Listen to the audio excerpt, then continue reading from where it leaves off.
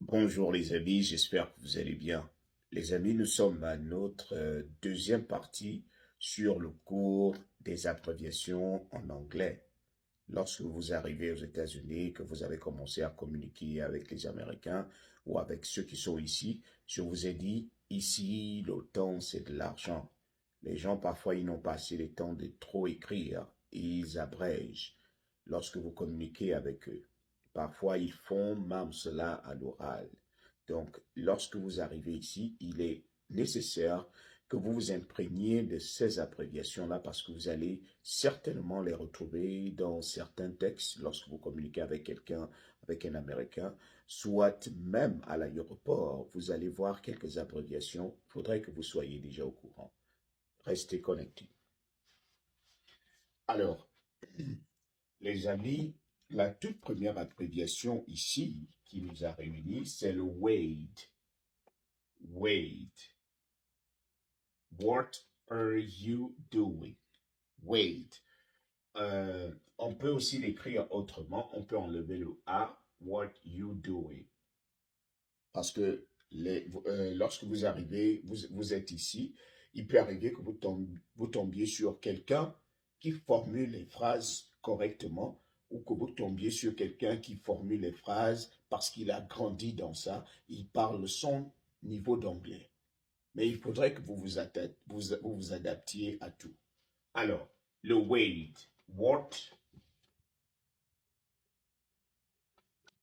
are, nous allons garder cela ici au majuscule. What are you doing? Wait, what are you doing? Nous attaquons le deuxième. I am a child. I am a child. In my humble opinion. Ici, vous pouvez utiliser ça lorsque vous prenez la parole quelque part. In my humble opinion, vous donnez votre pensée. Et ici, ça c'est aussi c'est très courant. Didn't read.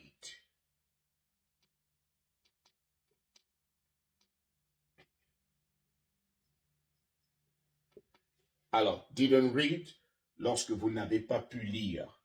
Quelqu'un vous envoie un message et il efface encore, vous pouvez lui envoyer didn't read. Ici, celui-là, vous allez le trouver lorsque vous allez commencer à faire vos papiers, lorsque vous arrivez ici et que vous commencez à faire vos papiers d'immigration et autres, vous pouvez tomber sur cette expression DAB. DAB is date of birth. La date de naissance. Date of birth. Date of birth. Et ici, retenez bien cette abréviation ETA. Vous allez trouver ça à l'aéroport. Que ce soit à l'aéroport de New York, de Boston, de Massachusetts, de Boston, de Los Angeles, il est fort probable que vous tombiez sur ça, surtout lorsque vous allez au tableau des arrivées. Lorsque vous voulez vérifier l'heure à laquelle votre vol va arriver, l'heure à laquelle votre vol est censé partir d'une ville à une autre, sur ce tableau, il y a toujours cette expression-là, ETA, estimated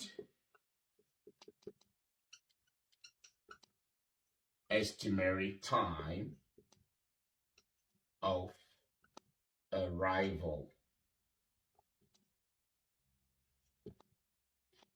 L'heure prévue, l'heure d'arrivée prévue. Estimated time of arrival.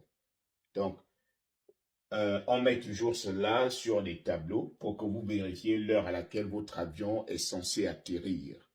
Donc, estimated time of arrival, ou bien, par exemple, l'heure à laquelle votre avion est censé atterrir dans une autre ville. on vous met le ETA. Et AK c'est known, as known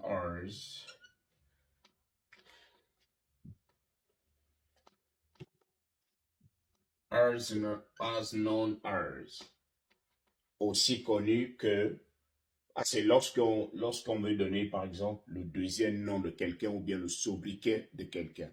Par exemple, on peut dire Ian Cooper, aussi connu sous le nom de General Alligator.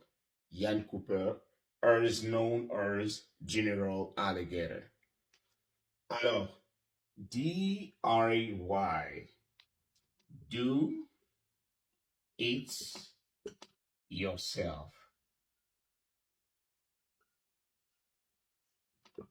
Do it yourself.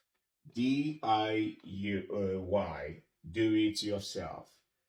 The next one is FOMO. FOMO, fear of missing out. Fear of missing out.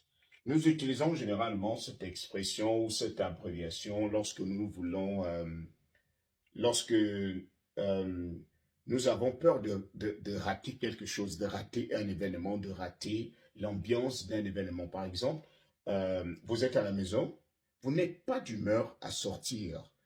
Vous avez le FOMO. Vous n'êtes pas d'humeur à sortir, mais vous pensez à ce que vous pourriez rater si vous ne sortez pas. Parce que, par exemple, il y a le bal de fin d'année, mais vous n'êtes pas d'humeur à sortir. Peut-être que vous voulez certainement regarder la télé, mais après vous vous dites, oh, les gens vont quand même s'amuser. C'est quand même le dernier jour. Je suis censé me retrouver avec mes amis. Donc, vous avez ce FOMO, ce fear, cette peur de rater de bons moments. Voilà. Fear of missing out. And then you have this one, TBC. TBC, to be confirmed. To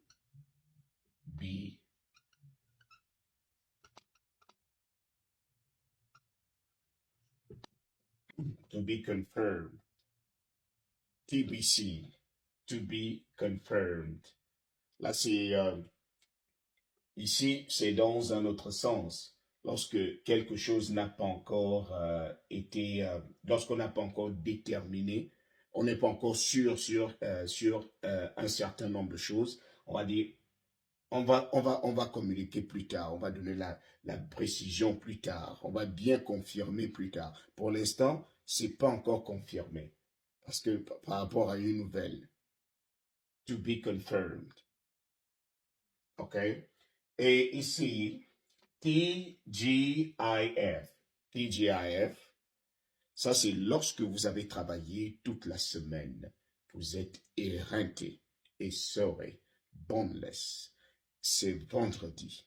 Après vous vous dites, oh, TGIF. TGIF. Thank God it's Friday. Merci mon Dieu, c'est vendredi. Enfin, c'est vendredi. Le week-end est finalement lancé. Donc, je vais me reposer. Je vais m'amuser. Thank God it's Friday.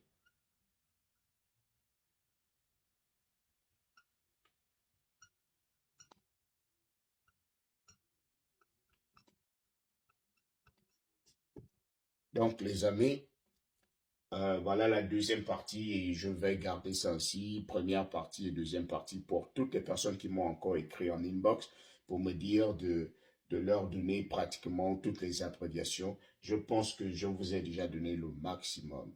Donc, c'est à vous de réviser maintenant pour être prêt. On se retrouve prochainement.